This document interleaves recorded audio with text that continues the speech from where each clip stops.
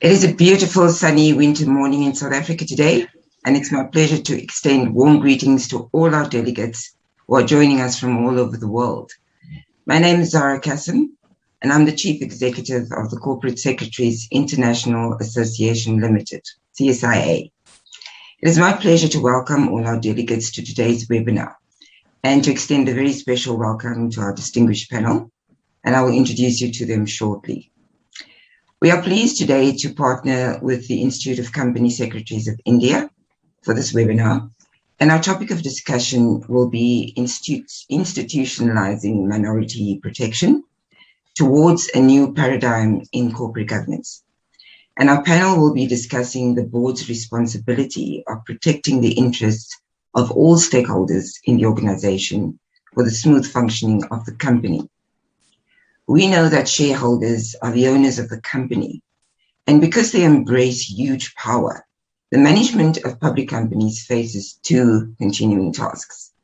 The first is to maximize the returns for shareholders on their investment, and the second is ensuring that shareholder needs are met and providing shareholders with information on company performance and plans.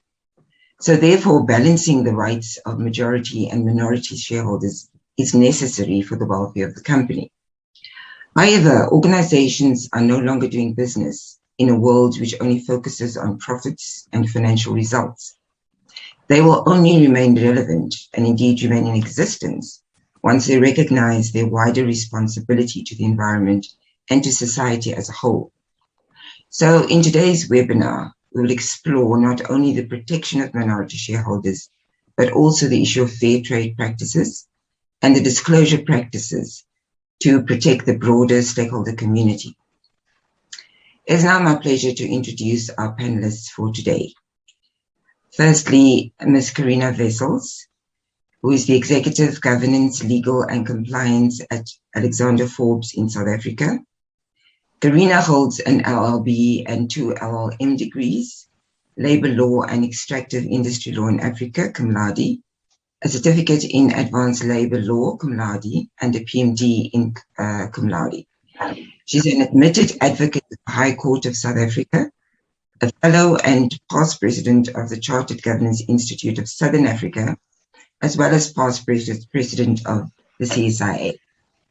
She's a respected thought leader with a broad range of academic and other publications, and also a regular speaker locally and internationally. Amongst several of the accolades that Karina has won is the SADC Country Winner for Financial Services in the Most Influential Women in Business and Government Awards in 2019, National Positive Role Model 2020, and the General Counsel of the Year 2020. Welcome, Karina.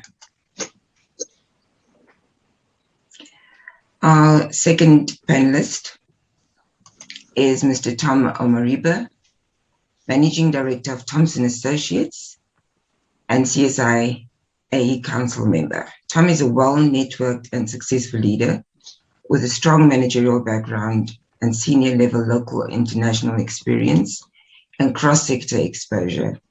He's highly motivated and his proven ability to develop people and commercialize all aspects of a business. He's experienced in converting every opportunity into success, driving profit and growth, implementing business process improvements, defining company direction, achieving goals, change, and optimizing business procedures. Welcome, Tom. And then finally, we have... Thank you, Zara. We have Mr. Jitendra Gupta, co-founder and managing director of the Stakeholders Empowerment Services, a not-for-profit corporate governance research and advisory firm. He has over 44 years of diversified professional experience in public and private sector, including 2 terms as the securities market regulator in India. In his first stint, 1994 to 6, Mr. Gupta was the division chief of primary and secondary marketing division, and he rejoined in July 2009 as executive director. Mr. Gupta is a BTech electrical engineering from IIT Kanpur and a certified financial analyst. He's also a member of the International Corporate Governance Network. Mr. Gupta is also a member of Primary Market Advisory Committee of SEBI and a former member of the Secretarial Standards Board of ICSI.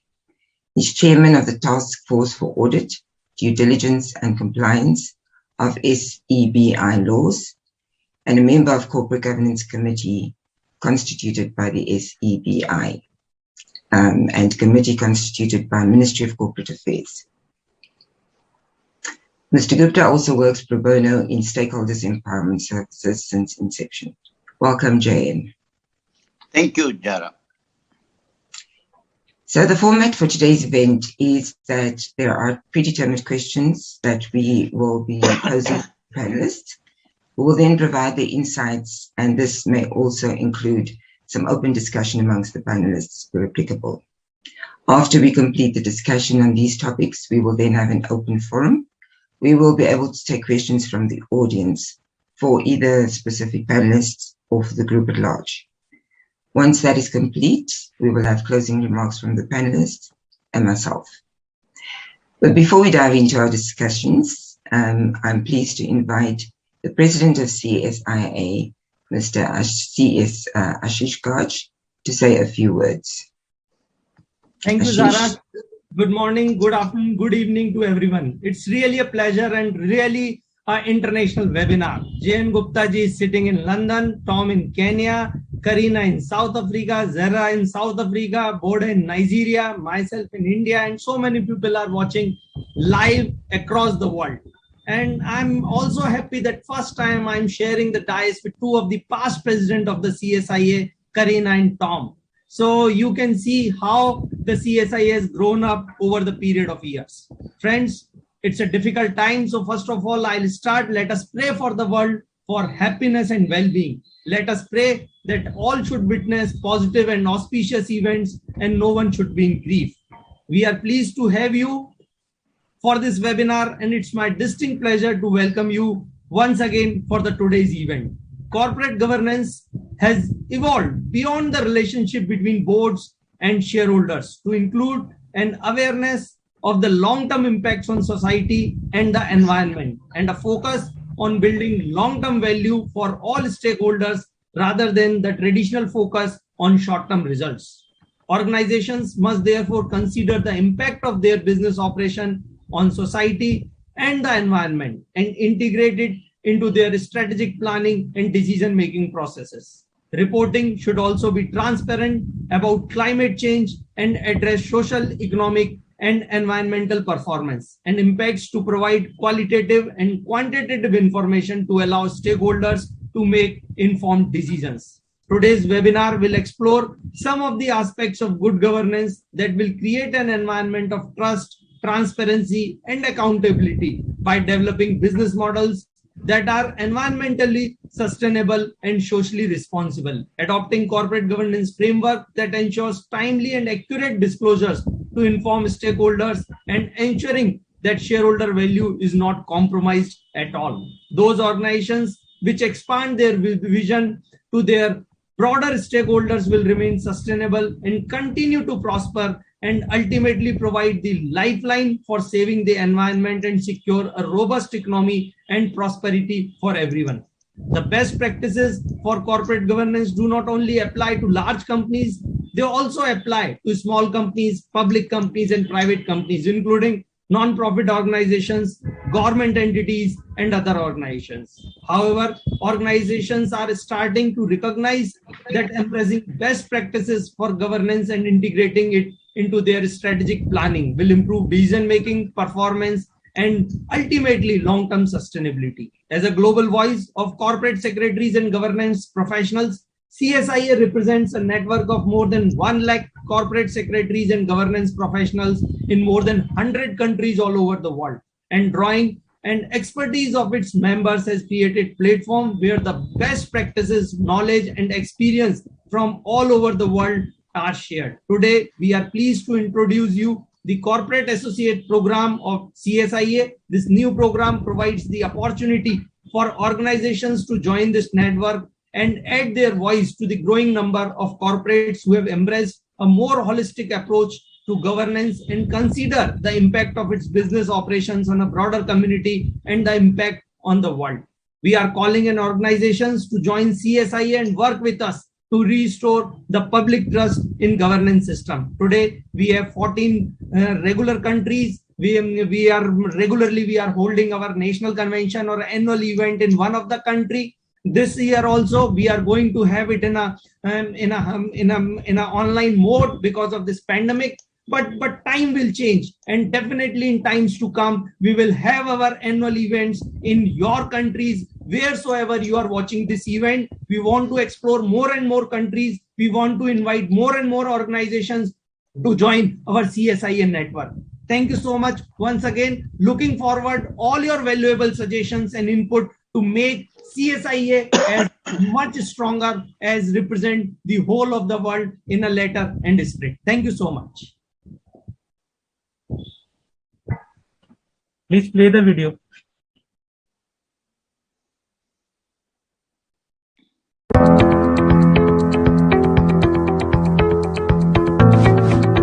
Global events such as corporate failures, the COVID-19 pandemic, climate change and political and economic volatility left a devastating impact on the global economy and caused a significant shift in the corporate governance landscape.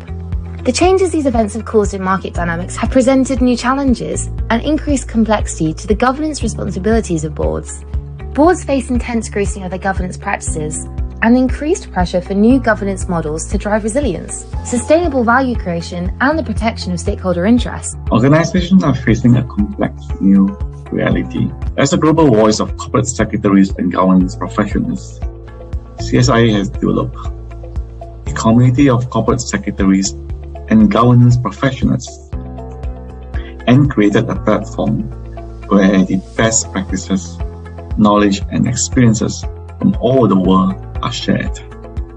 Corporate governance is a journey, and it is comforting to know that there is an organization like CSIA to take you to the heart of global governance. What is the Corporate Associate Programme?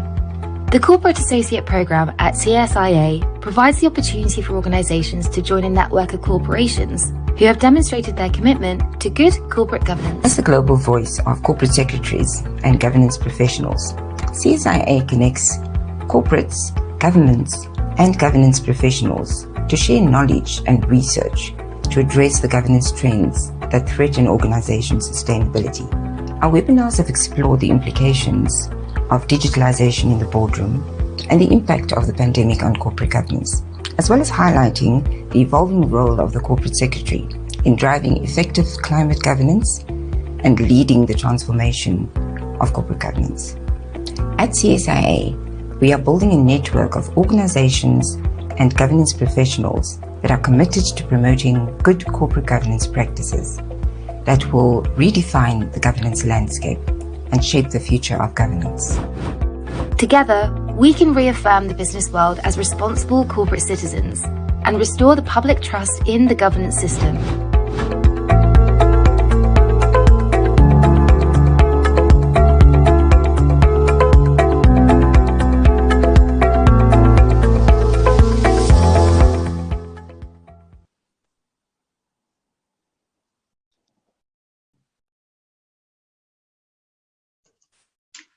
Thank you, Ashish. And we're looking forward to hearing from the corporates and growing our network of governance professionals at CSIA. All right, we are going to dive right into our discussions. And our first discussion point is around the balance of the rights of majority and minority shareholders and why it is essential for the smooth running of a company. The problem of minority exploitation may arise when the ownership is highly concentrated in any specific group. What steps can be taken to prevent minority shareholder rights expropriation? And are there any regulatory protection in your country? And I'm going to start off with Karina and pose the question to her first. Thank you very much.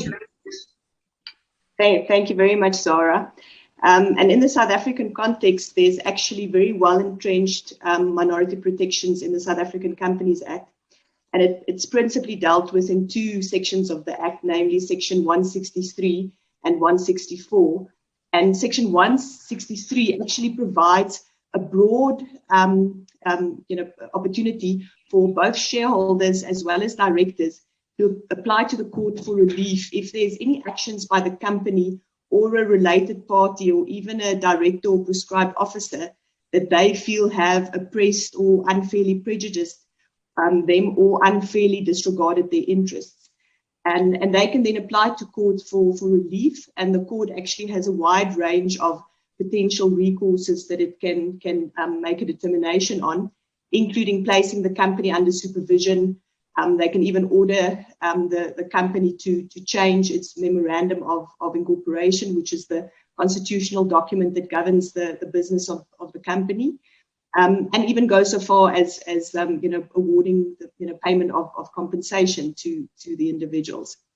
But Section 164 is quite an interesting one, and that deals with dissenting shareholder appraisal rights. And simply put, appraisal rights empower minority shareholders to withdraw from a company while obtaining a fair value for their shares. And there are certain instances or certain types of transactions where the company has to make allowance for dissenting shareholder appraisal rights.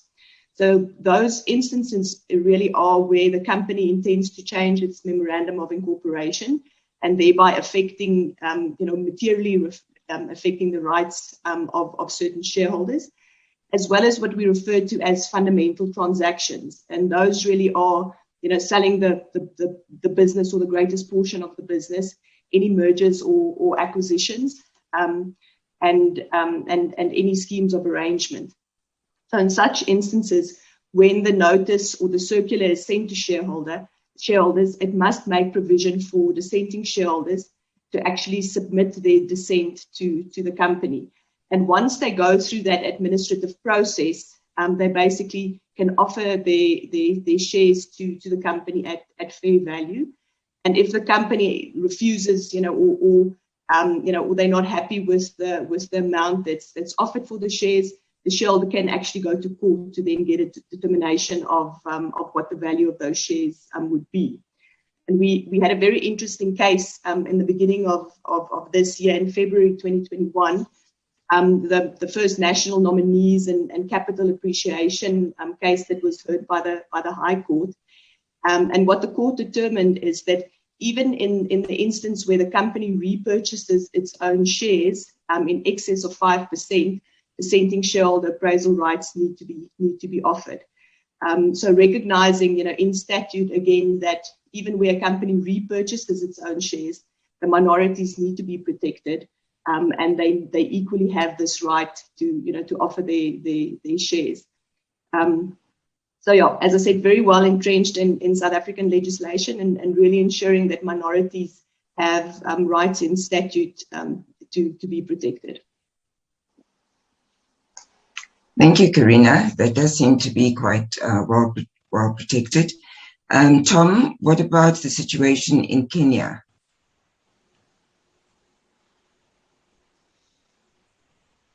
Tom? Thank you, Zara. Yes, minority interests are well protected in Kenya. As a matter of fact, we've had a number of reforms in our laws to entrench this protection in our laws.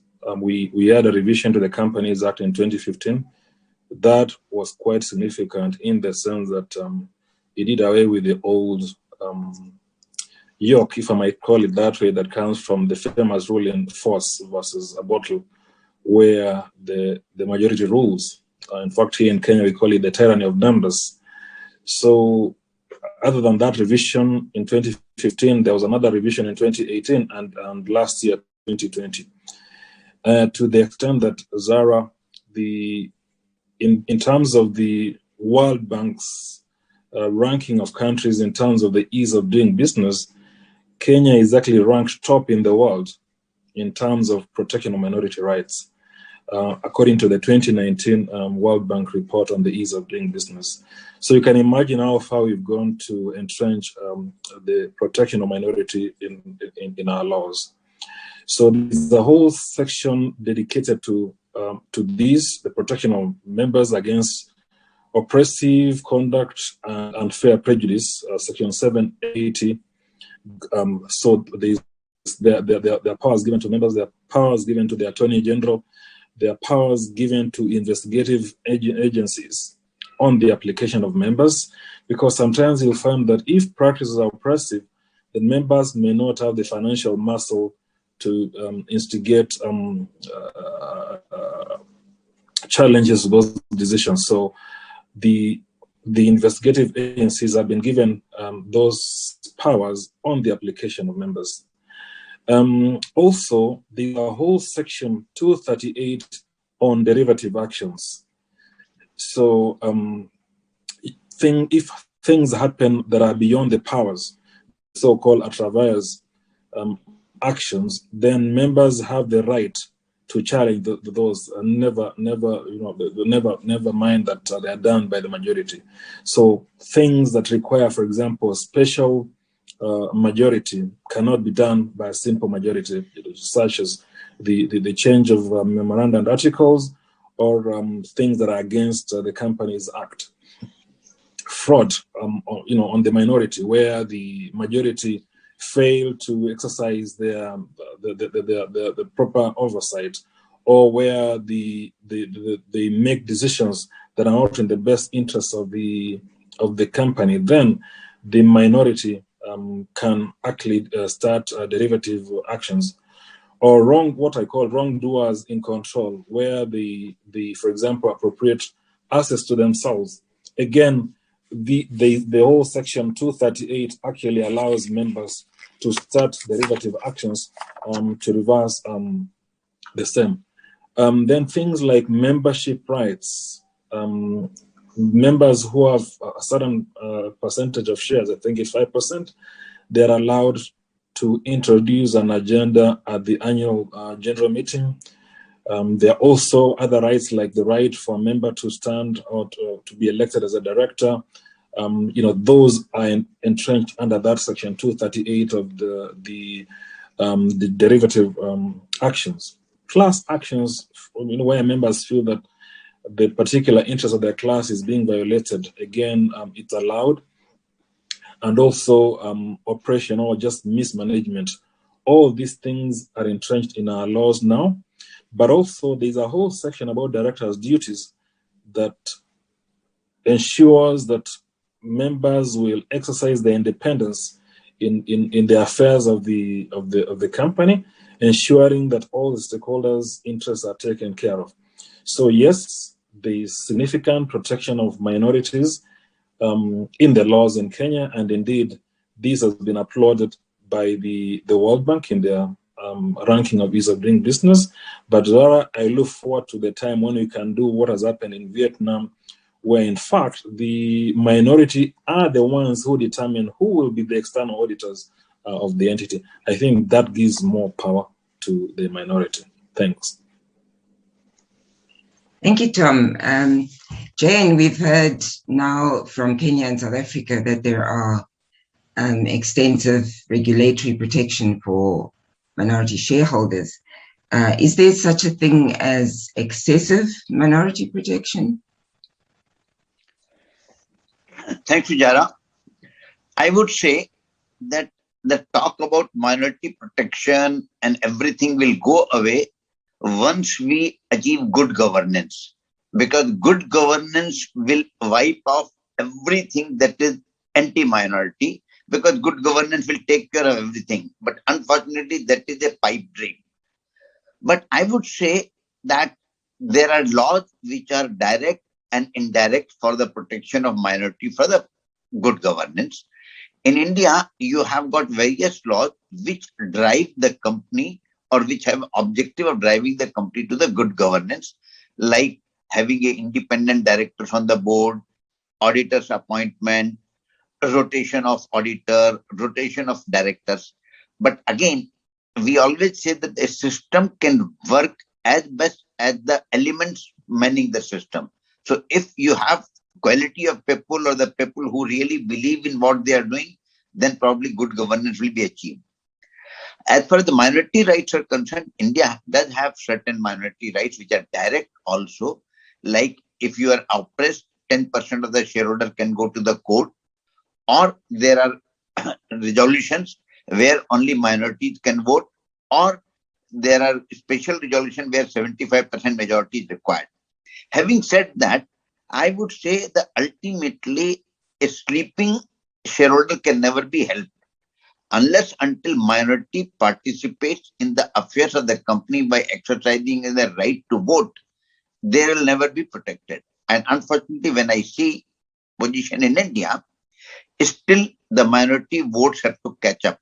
There are very few cases where retail shareholders are voting, although institutions are voting, but institutions vote also is somewhere between 50 to 75%, not 100% institutions are voting, whereas retail vote is less than 10%. But that is all everybody has said about this. But I am also worried about excessive protection or excessive rights, because they tend to be abused also. And if you see that if you take away all the rights from the majority shareholder and give every right to the minority, there are a couple of problems. One is a group of minority shareholders can become so powerful that they can derail the company. And if it happens that the minority shareholders are in the clutches of your competitor, then the competitor can spoil your business. That is one. The second thing is this: I always believe that outsiders cannot have as good perspective of a business as the person sitting on the board has. So based on half-baked information, minority can take action which may not be good for the company as well.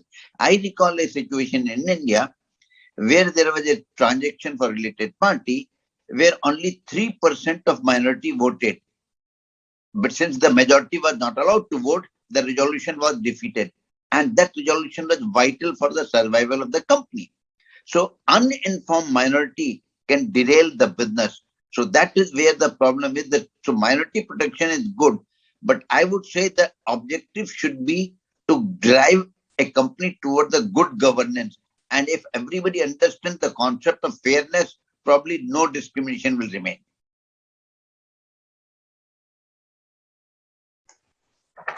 Thank you, JN. I think that's quite an important point. I think everyone is obviously, all companies are working towards the issue of good governance, but there are instances, and you mentioned the related party transactions. So there are instances where this can actually impact on this balance, and where the dominant shareholder can benefit from maybe making one of their companies trade to another at an advantageous price. How can this issue of related party transactions be addressed? And I'm going to start with Karina again to maybe give us some examples from the South African situation. Thanks, Zara. Yeah, as you say, related party transactions are critical to govern, because there is the significant risk of influence and a significant risk of the related parties, doing something in their best interests and not necessarily in the best interests of the company. So broadly speaking, or just briefly, from a South African listings requirement perspective, there's very strict guidelines that need to be followed in the context of related party transactions. And the parameters are set quite low. So any transaction that's less than 0.25% of the market capitalization of the company, there would be no requirements. So a very, sort of low bar set where there's no requirements for related party transactions.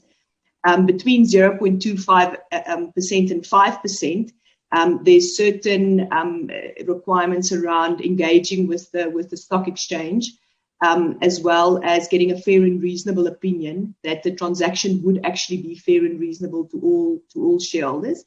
And then anything in excess of 5% actually requires shareholder approval. So quite a low bar set where a shareholder actually needs to vote on whether they are in favor of this related party transaction or not. What is actually happening at the moment is that the JSE, our stock exchange, is consulting on some what they refer to as cutting red tape proposals to the listings requirements that they are making. When it comes to related parties, one of the requirements that they are looking at, or that they are consulting on, is the allowance around ordinary course of business transactions. And there's certain exclusions that were applicable to ordinary course of business transactions as it applied to related parties. So what they're making quite clear in the proposed changes to the listings requirements is that any transaction with a director or their associate as related party would never be regarded as in the ordinary course of business. I think this is quite an important and fundamental proposal, recognizing some of the corporate failures that we've had and some of the shenanigans that happen, when directors or their associates, get into transactions with the business. So they're proposing that would always require, due process. What they are also suggesting is that even where it is an ordinary course of business related party transaction, it has to always be disclosed. So even if it's below the 5% where previously disclosure was required, when it's an ordinary course of business transaction, they still need to disclose it now, although a fairness opinion, wouldn't be necessary, which I think is quite a pragmatic approach.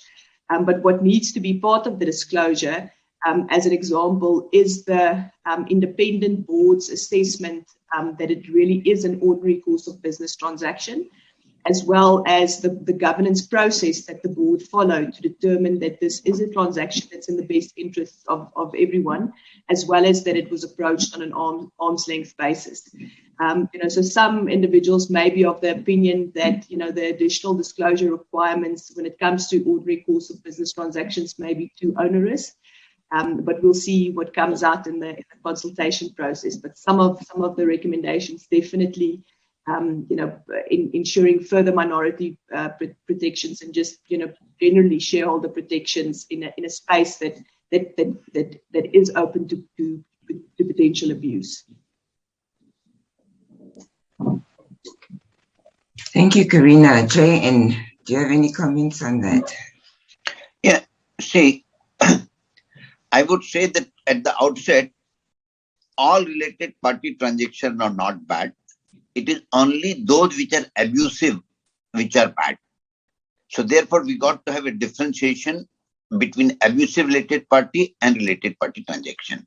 Having said that, in India, we have got a robust regulation.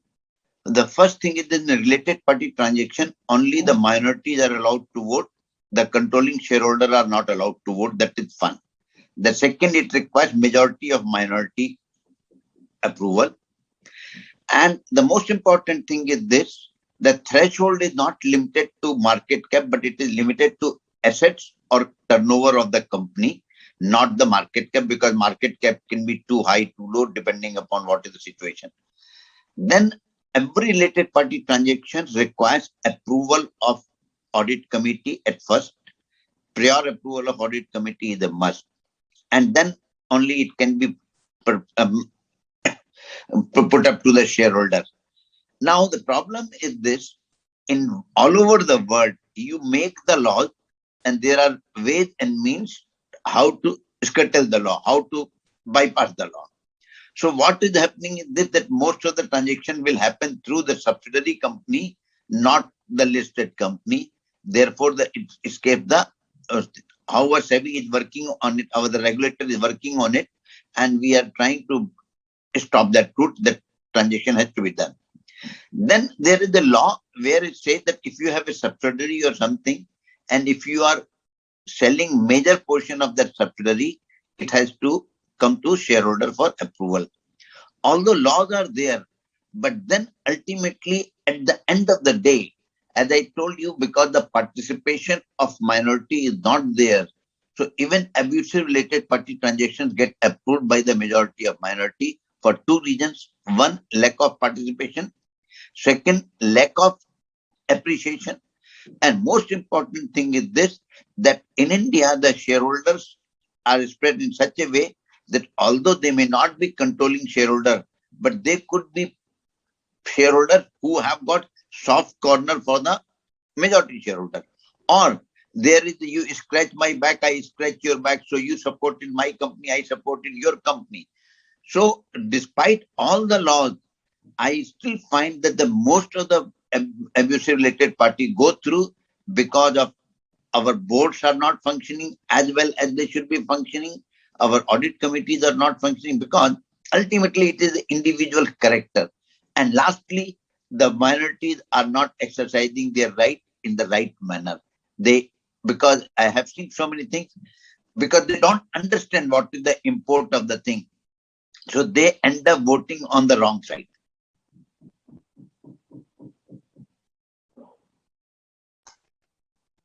So in your opinion, you talked about the audit committee not performing its role.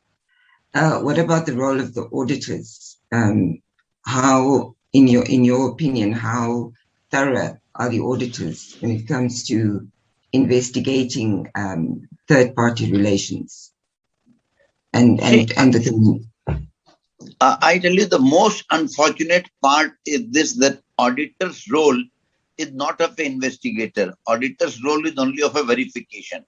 Therefore, auditors cannot go beyond what is presented to them or what they know. They cannot do some sort of investigation and investigate my relationship with party X and party X relationship with party Y or something. They do not have a string. And the other thing is that auditors only examine whether the procedure has been followed or not. So if there is an audit committee approval, audit committee has given point by point analysis, then the matter has gone to the shareholder and the shareholder have approved it. So as far as auditor is concerned, auditor has checked the procedural aspect of it and has found on the face of it, it doesn't look abusive.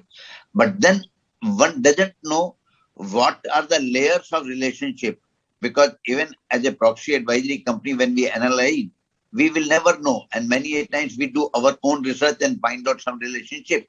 But that is not the duty cast upon the auditor. And I don't think it can ever be cast upon auditor, because then the audit work will become so difficult that auditor will not be able to do this.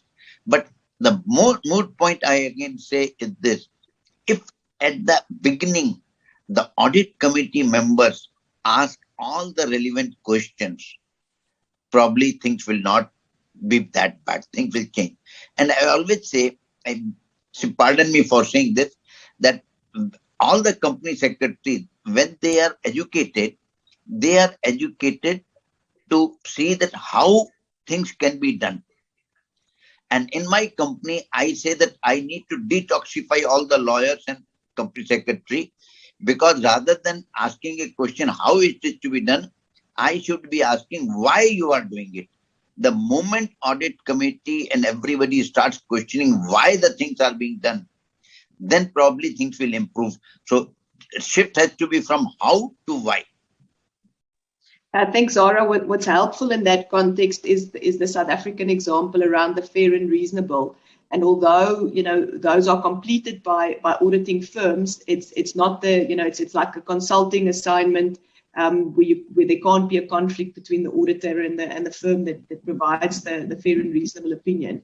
And that is supposed to be easily understandable and give real context to your stakeholders as to whether it is fair and reasonable to all of the parties, and at least that assists a bit in terms of giving context or giving that perspective. But agree with Jane that the auditors per se wouldn't necessarily get involved in, especially when we're talking about transactions and the approval for those. And I will add something, because the law requires that you have to define whether the transaction is an ordinary course of business and at arm's length. Now, when we see resolution, we find that the many resolutions are for leasing of property, selling of property and all other things, and they are defined as an ordinary course of business, which we find very intriguing, because a company which is into manufacturing business can't be having selling of the property, leasing of the property as ordinary course of business. So that very clearly shows that the audit committee doesn't exercise its mind or doesn't put every aspect into the consideration and propose the resolution. But that's the fact of the life. Yeah, I think there clearly is some education that needs to happen at the level of the audit committee, and also more communication between the audit committee and the auditors, if we are going to address this issue. Okay, Zara? Tom, do you? Yes, please. Yes, I have something to say on that aspect. In addition to what my colleagues have said, I'm not going to repeat that. There are stringent disclosure requirements as per the International Financial Reporting Standards, as well as International Accounting Standards. So those have to be adhered to. If not, then it means that there will be questions there for the directors. There is also a local requirement on transfer pricing policy. Now, that transfer pricing policy must meet international criteria. The one that is relied upon here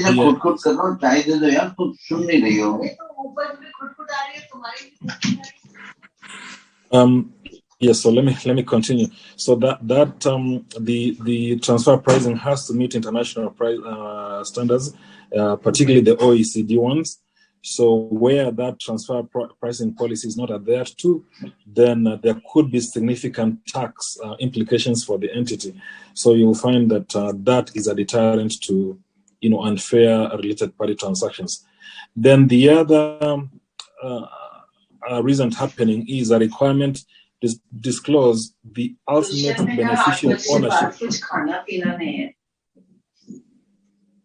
Sorry, the other aspect is to require a disclosure of the ultimate beneficial ownership.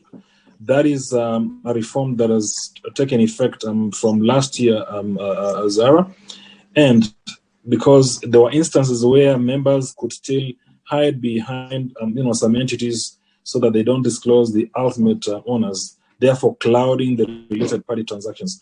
Now it's a requirement for every entity to disclose the ultimate beneficial owners, and where that doesn't happen, the consequences and the penalties are very, very severe. So we are hoping that there will be more transparency around related party transactions, and that there will be a arm's length. But as my colleague said, related party transactions are not necessarily bad. I think it's just how they're done, the disclosure and adherence to the law and ethical requirements. Thank you. Thank you, Tom. I think the more countries that can adopt international standards, we will probably get more of that transparency happening all over the world. Okay, we'll move on to our next discussion point, which is around historically our business models has been globally fixated on delivering financial returns to shareholders. So it's really about maximizing profits. However, with the advent of climate change and other global events, there's now more of an awareness around what the impact of our business models are on the economy, but also on the planet and the people generally. So the question is, what are the expectations of shareholders regarding fair trade practices? And how do we balance maximizing profits and at the same time protecting the society and the environment? Tom, I'm going to start with you. Jane, can I maybe just ask you to mute your mic for me for now? Okay. Thank you, Zara. This is one area where there is a lot of scope for improvement, Zara. The reality is that shareholders still expect a good return on their investment. They still expect to perform as well as their peers. They want to see continued growth in their investments. And now that puts a lot of pressure on the management and therefore clouds that desire to balance between the protection of the environment, sustainability, and profitability. So I would say that this is one area where there is a lot of scope for improvement.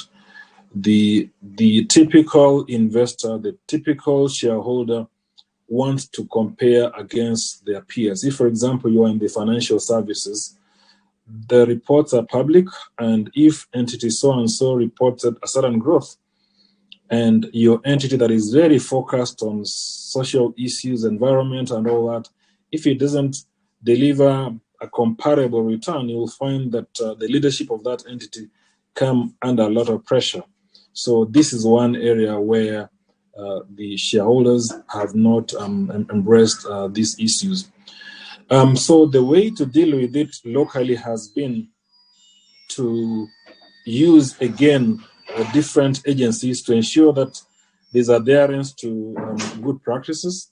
So we've got environmental authorities, we've got hawk-eyed, civil groups that put these entities to account. So I would say the pressure is not really from the shareholders to play it right in the field.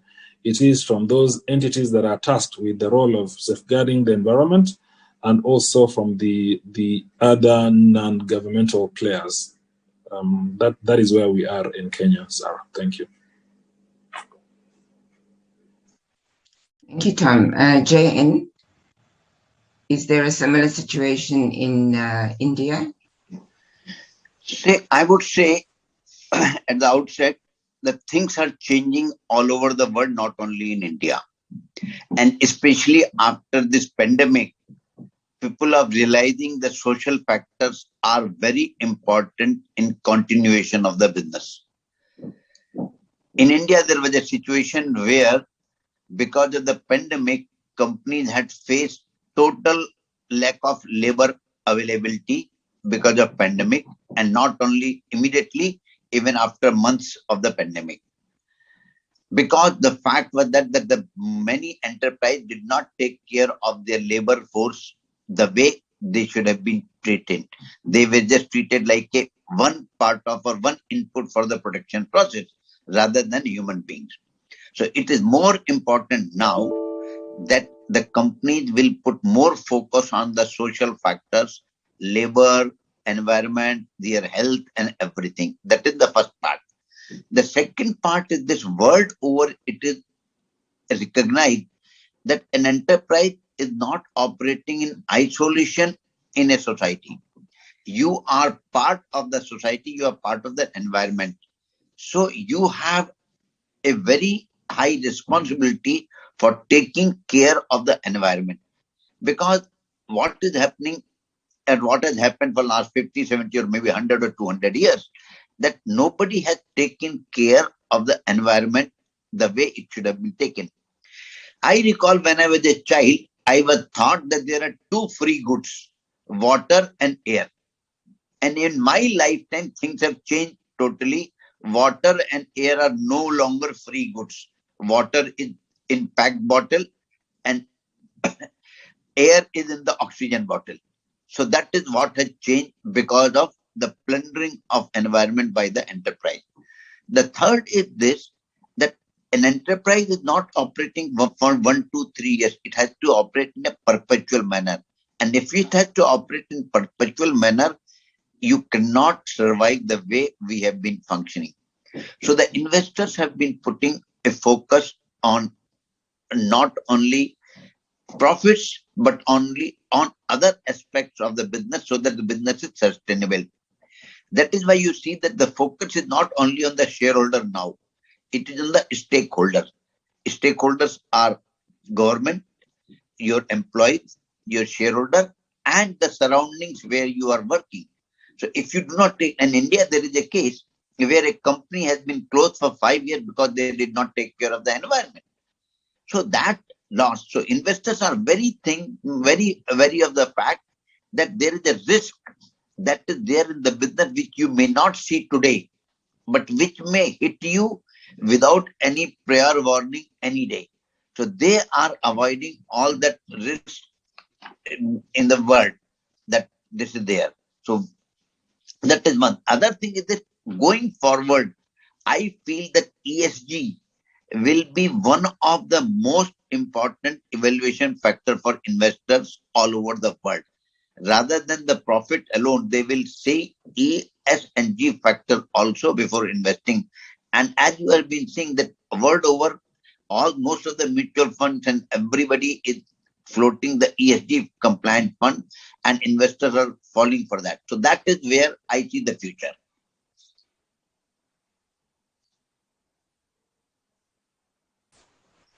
So investors will now be looking at where are the organizations sourcing their supply chains from, their raw products. This is going to be important information that they will be looking for, is what you're saying, to ensure that before they invest in a company, that this is actually a socially responsible company.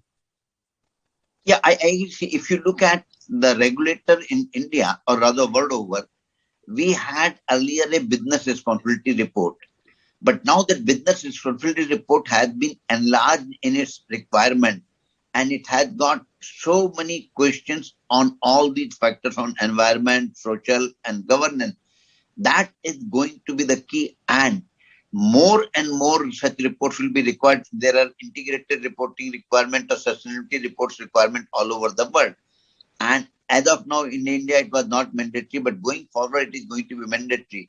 I see 4 or 5 years down the line, the whole way the business are evaluated would change. Rather than from the financial statement alone, it has to be the ESG statement, which will be the evaluation parameter, not only for the investor, but even for the banks or something, because banks are also going to be evaluated based on their ESG and all other things. So the information that's being disclosed is going to be quite important going forward. How do organizations determine what material information is, and what information that do they need to disclose to all stakeholders? Because as you say, it's no longer just the financial information for the shareholders that's important, but it is the broader community that needs to be informed of what's happening with the company, its plans, its performance. How is that materiality or the materiality of the information determined? See, disclosure requirements are not static. They keep on changing from time to time. So as I said, that earlier you had only integrated reporting from IISc or sustainability reporting. India had a very small business responsibility reporting, but the regulator has revised business responsibility reporting requirement, I think, in multiple times. If earlier it was at 10, it is now 100 today, and it is going to change. So there, all the factors which they have collated from all over the world have been put in for the disclosure purpose. But those factors will keep on changing. People like us, when we are evaluating ESG, we don't limit ourselves to what some standard provide or what our regulator provide. We keep on adding from our own side that what should be the disclosure. So later on, those factors becomes a disclosure requirement by the regulator. So it will keep on adding and changing. Ultimately, idea is that are we contributing positively to the environment or not? Are we making environment better than what I entered? Second, are we doing enough for society, that is including our own employees and our society around our operations? And are we making a chain so that everything is sustainable, like a product life cycle, what type of packing material I use, what type of discharge is there, how I treat the discharge, whether I'm zero water positive or water negative, how much natural water I am using, how much recycling I am doing. All those factors are getting burnt. Then what type of gases I am releasing, whether I am treating everything properly. So everything, and then tomorrow or maybe sometime later, all these things will translate into penalties. that if your pollution is much more than this, you got to pay per ton of carbon dioxide you release into the atmosphere as a tax. So people should be preparing from now for a future taxes that may come on polluting the environment, polluting the society and everything. So I would foresee that every company, every corporation or every jurisdiction should be working towards a situation where you tax people who are making our life miserable. Sounds like fair, a fair assumption there. Karina, can you maybe add your comments to that? Thanks, Zara. Firstly, Jane, I like taxing people that make my life miserable. There's a few I can think of, but no, without jest, I think, Zara, touching on your initial question about how do we think about materiality, and of course it's influenced by the integrated thinking and the framework. But I mean, ultimately, it is about those key items that substantively impact our organization's ability to create and sustain value. And that would be, over the short, medium, and long term. And that long term, specifically around the issues of environment and so forth, of course, coming into play. And as Jane said, an understanding of the perspectives of key stakeholders are critical in determining what is actually material for our particular business and of course business generally. And as he said, the pressure absolutely is on in terms of the focus on ESG and being open and transparent about your performance on all aspects of ESG. And I think it's what we've seen definitely recently is that it's no longer good enough to say that something is not material in our environment. Carbon disclosure, if you an office-based environment, may not be as significant as it is, in a mining environment, but you still, as a business and as a board, need to think about it and have an opinion about it. In terms of the paper that was launched earlier in the year by CSIA, the sensitivities around climate change and the importance of the company secretary understanding that, increasingly important. There's a lot of our stakeholders that are asking about TCFD disclosures, even if, on a superficial basis, it may not seem material. So one, as a business, you really are forced to, in the context of thinking about materiality holistically, look at all of the different, reporting frameworks that's available and that suggests, information that stakeholders would want to see, and really try and, align and map those to get a very broad and holistic view of everything that potentially one could report on or could consider or, could integrate as part of your thinking around materiality, and then make a conscious choice on each of those of, why it may not be regarded as material in your business. But as I say, even if you regard it as non-material, to still opine on it and still have a view on it, be it, in your broader business or perhaps the clients that you work with, or even the suppliers in terms of the expectations that you place on suppliers. And ensure that it really is integrated in your overall business thinking, and the expectations not only, as I say, of yourself in terms of materiality and disclosure, but also in terms of the stakeholders that you interact with. So really, it's becoming a exceptionally complex space to operate in, but without which you lose your license to operate and you especially lose your social license to operate when it comes to stakeholders specifically. I definitely agreed with that. Tom, do you have any thoughts on disclosure of information? And there is also talk about conversions of standards when it comes to sustainability reporting. Is there room for that when it comes to disclosure? Thanks, Zara. I'll just go to the basic definition of materiality. and why it's important for the disclosure by entities. Materiality, anything that would influence a decision, anything that would impact on a decision, anything that will influence judgment, that is material. And it's now moving away from, hard things like numbers to actually soft things. So there is a whole minimums of things that have to be disclosed. The hard things have to do, for example, with auditors' remuneration, senior management remuneration, directors' remuneration. Those must be disclosed as a bare minimum, of course, in addition to related party transactions. So the rule of thumb is that, you should disclose more than less. And if then something happens and it's discovered that there was no disclosure on the same to stakeholders, then I think you would be frowned upon. The judgment on you would be very stringent. So yes, there's now a lot of demand for full disclosure. There are laws about access to information.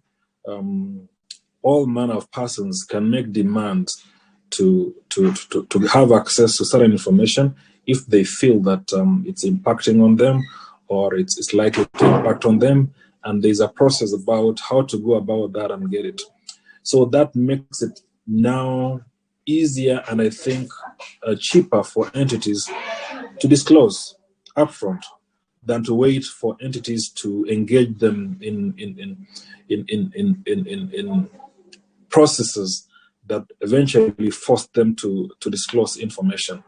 So yes, we are moving that way, integrated reporting, sustainability reporting, talking about how your operations touch on the environment and how they impact on various stakeholders.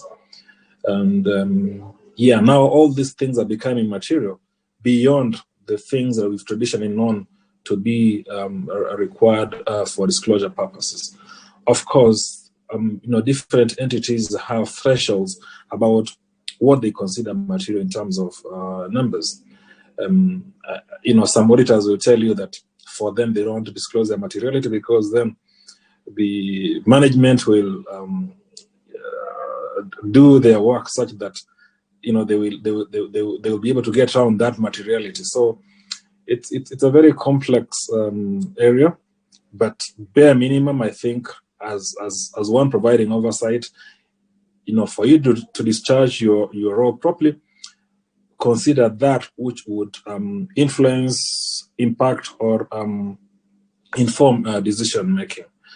So I think that is what I would say about this issue of materiality and how it impacts society and all the other stakeholders. Thanks, Zara.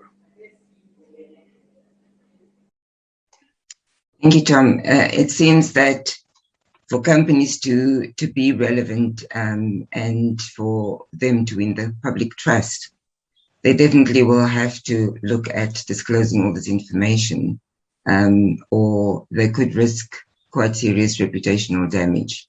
So hopefully that is what we are moving towards. Okay, thank you everyone for those wonderful insights.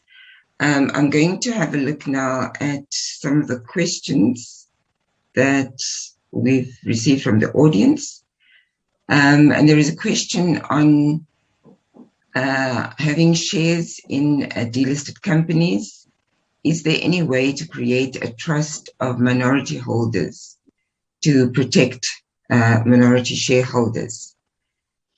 Anyone want to dive into that question?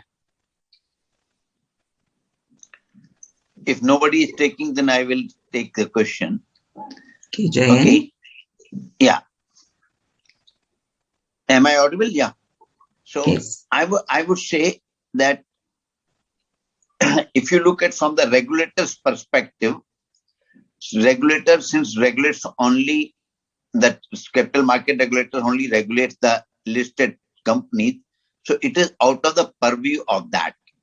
However, it is a very interesting suggestion, and we can talk to the regulator and say that when you are having a delisting proposal approval, probably a part could be made there that a trust should be created for shareholders who are not willing to participate in delisting, and after delisting they will become part of the trust. That is one.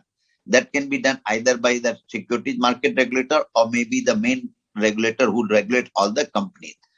That is the regulatory aspect. But then coming to the individual aspect, there is no law which prohibits that you as a shareholder can go and form a trust or form some sort of a union or some club or whatever it may be. But the problem there that will be that the shareholders will have no link with each other. They will not have any contact details of the other shareholder, and many may not like. So I think it could be a part of the delisting process where the shareholders can say that I'm participating in delisting, or I'm not participating in delisting, but I want to be a member of the trust that is to be formed post delisting. So that could be a systemic change that can be brought. And I would, from my own side, will take up with the regulator in India for creating such of the window for the shareholders. Thank you, Jane, for sharing that with us. I see that. Tom, yes, please. I think here in Kenya again that there is some room for that in our law. In the Companies Act 2015, Section 611, there are a number of clauses that again give certain rights to minorities, say in a process like that delisting. And in fact, two entities that are listed at the Nairobi Securities Exchange have taken advantage of that. And since this is public info, I can mention it. A company called Unga Limited and another called Express Kenya. The minorities were not happy with the way the takeover was going, and they took advantage of that law and stopped it. So one of the reforms that I forgot to mention in terms of the minority rights is that the threshold has been lifted to 90% now. You can only now, as it were, exercise that control if you own at least 90% shareholding. But even then, there are processes to be followed, and where the minority feel aggrieved, they can actually start a process to ensure their rights, including being bought off before that transaction is complete. So that is anchored in the local law, sections 611 going forward. So I think that is one way to go about it. So the minority can demand to be bought out, and the value has to be fair to them. They have certain rights that they can enforce. Thank you. Thank you, Tom. I think that's good to know. I think Karina's also mentioned previously that there are regulations that ensures that they would get the fair value of their shares if they should decide to withdraw and sell their shares in a situation like that. Okay, thank you very much for all of those insights. I see that we have been joined by the president of the Indian or the Institute of Company Secretaries of India, Nagendra Rao. Before I ask our panelists for their closing remarks, Nagendra, I'm going to invite you to please say a few words. Good afternoon, good morning, good evening to all our esteemed members. Extremely sorry I could not join earlier due to a steering committee meeting with the Ministry of with the Statutory Regulatory Authority in India. I'm sure that the deliberation have been keenly. I was just at the end watching, and especially with our most revered Jane Gupta ji had spoke about how steps are being taken. Really is remarkable, so far as the institutionalizing the minority protection is concerned. I also, as the president of ICSI, as well as our council colleague, CS Ashish Garg, who happened to be the president of CSIA, as well as the chairman of the International Affairs Committee. I wish to thank for having a joint program with regards to this particular topic, because this particular topic is very, very important, especially with the globalization, technology, and with COVID-19, how with more adverse situation, how the steps are being taken, and what are the various regulatory changes. And now with the technology coming in, or in some way you will find sometimes disruptive technologies which are challenging the corporate across the globe.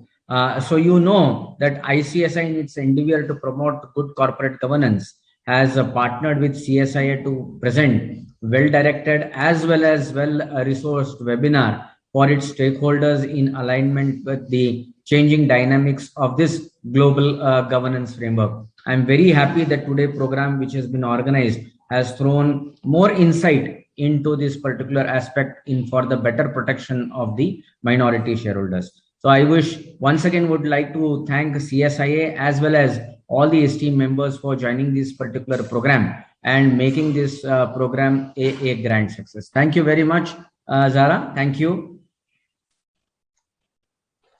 Thank you, Nagendra, for your encouraging words.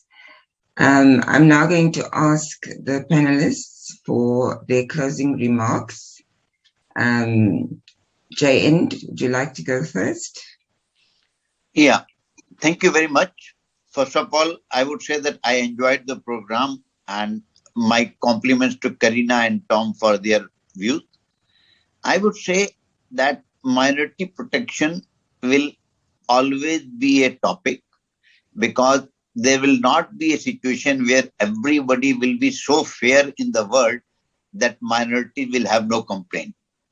Only thing would be that we will be able to reduce the minority complaints over a period of time, and we will be able to increase the fairness quotient over a period of time.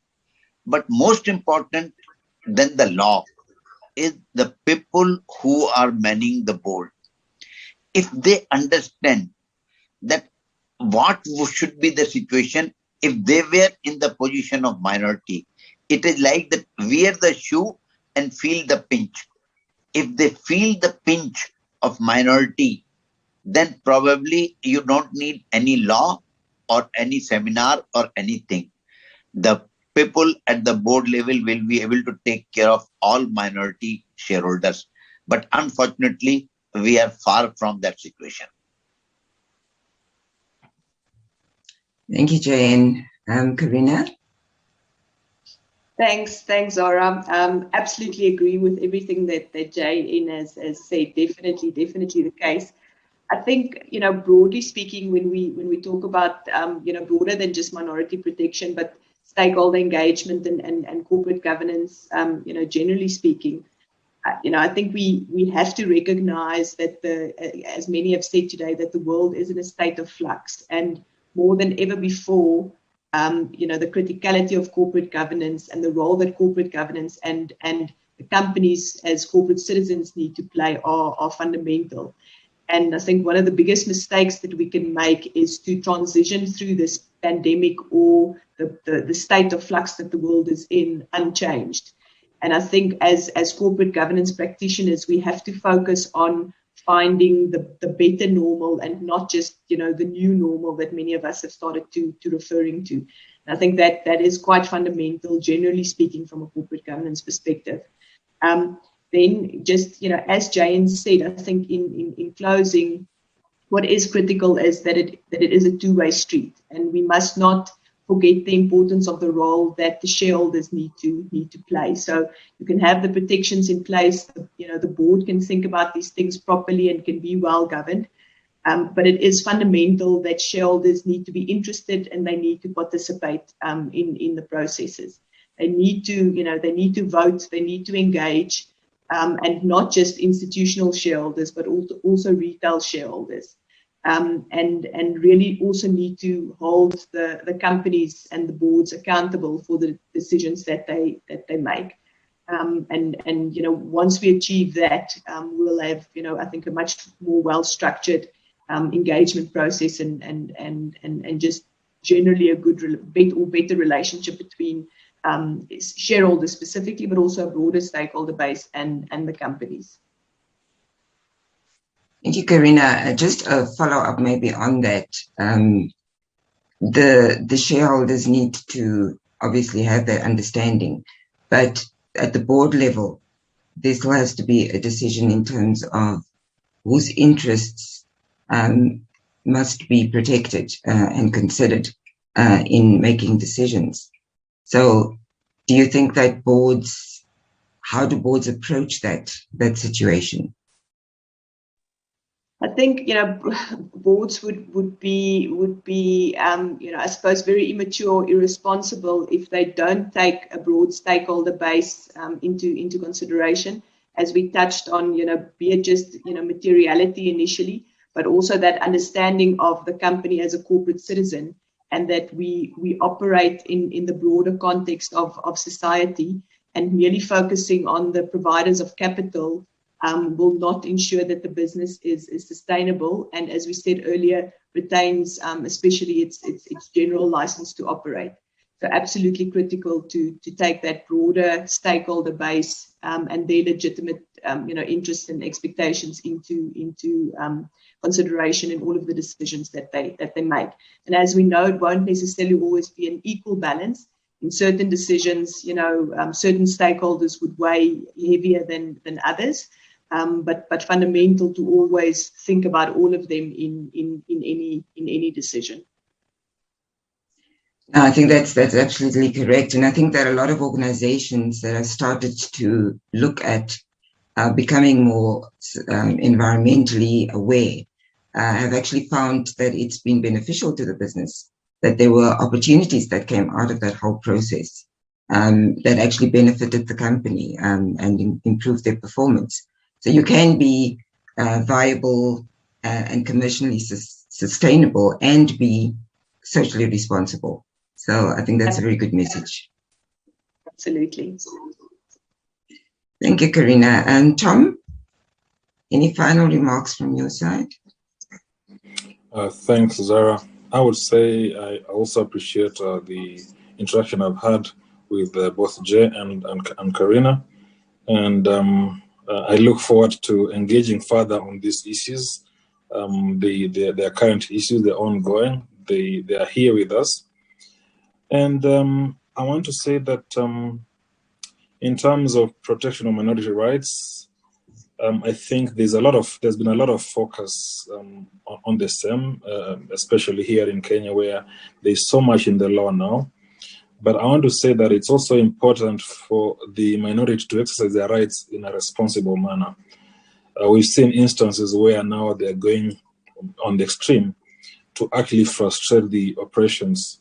You find someone acquiring little shares here and there and just being a nuisance. In fact, we've got what we call career shareholders who attend literally every AGM, and they become a nuisance.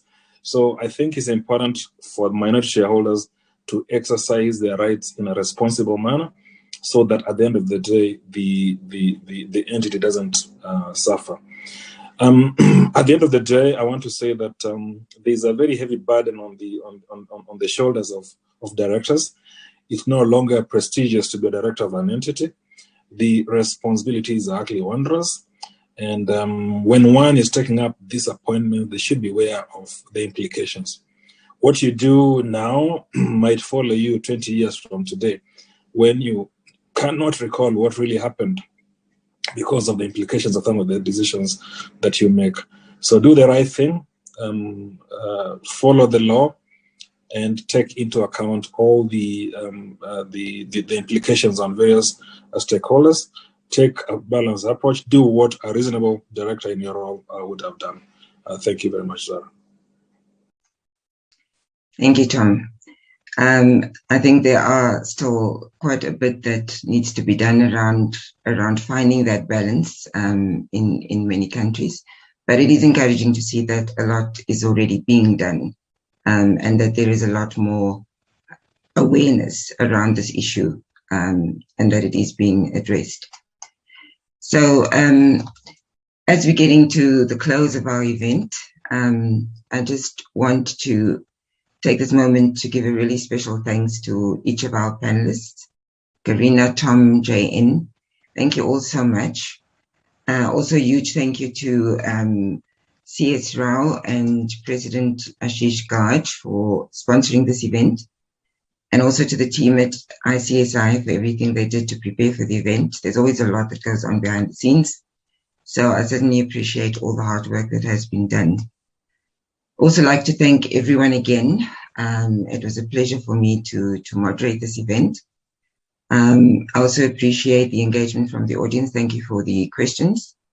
And please join us for more events later this year, where we will explore more topics.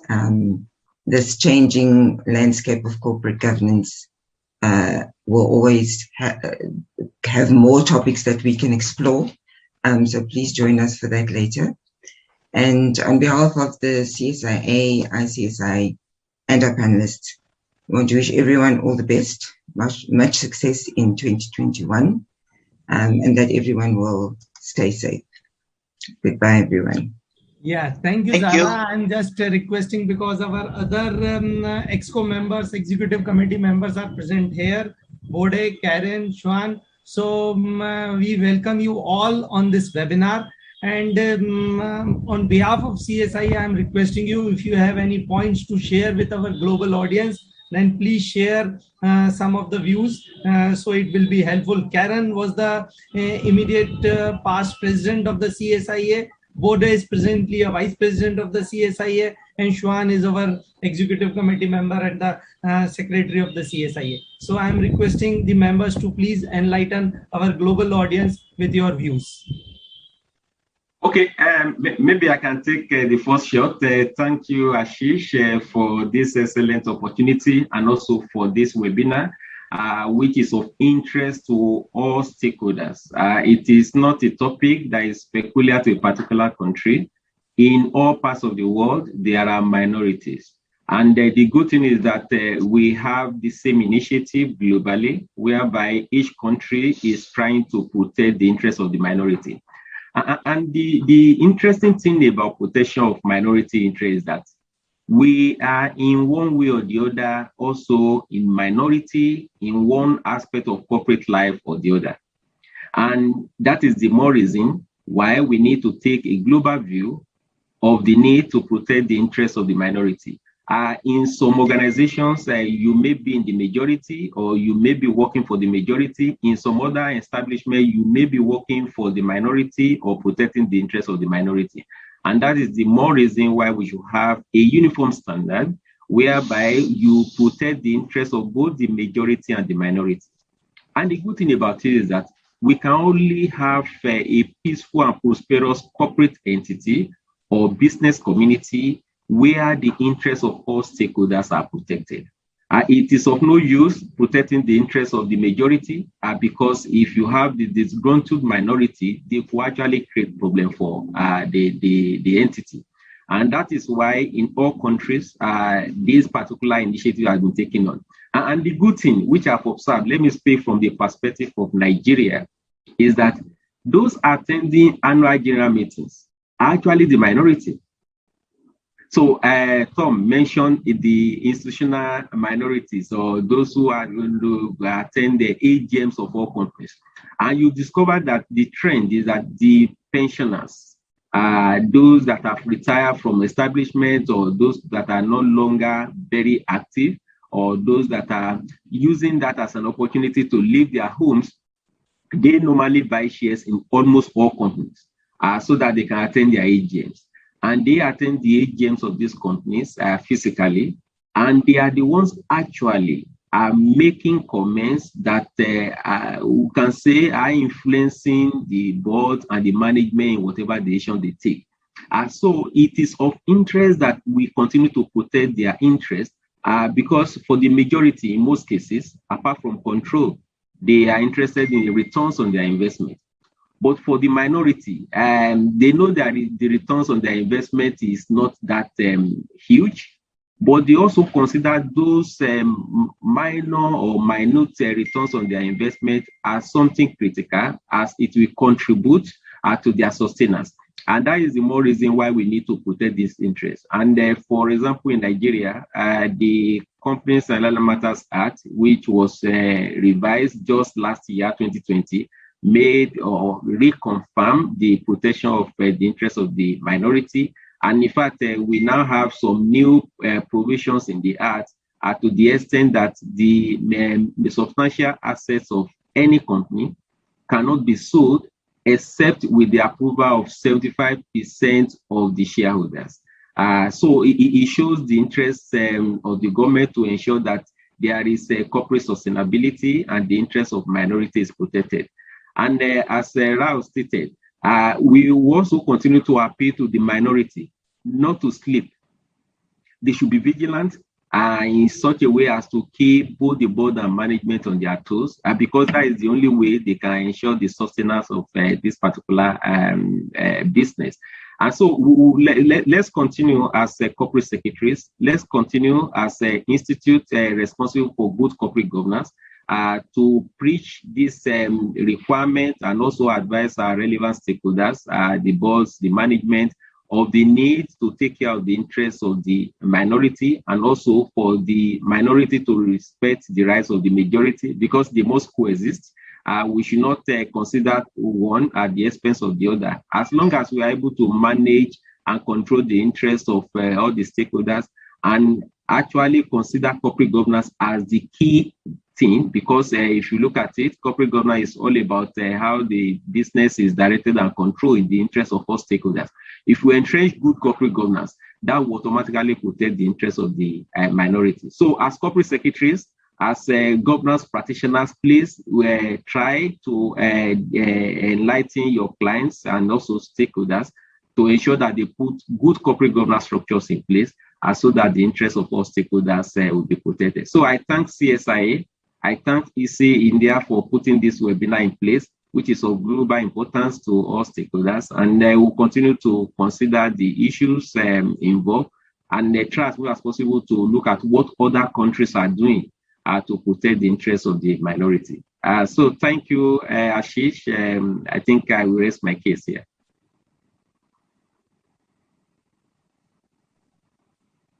Thank you. So I think Shuan and Karen has already occupied somewhere.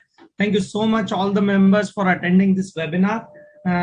Over to you, Zara, for the concluding remarks. We are looking forward more and more such webinars with the tie-up of all our member countries, all our global audience. So whatever you are feeling, whenever you are planning your programs, just let us know. Let us send your mail to Zara or me, and we'll tie up and have more and more webinars in times to come. Thank you so much. Thank you again to all our panelists, and of course, a big thank you to the delegates who's joined us today for this webinar. I trust that you are going to leave here with a greater knowledge of how we can protect the shareholders. If there are any other questions, please, do contact our offices. You can contact me. And we will deal with those questions on the CSIA website, or we can answer your questions via email. Thank you for joining us today. Have a great day further, and everyone stay safe. Thank you. Bye. Thank you very much. Thanks. Bye. Thank you. Bye. Thanks and bye-bye.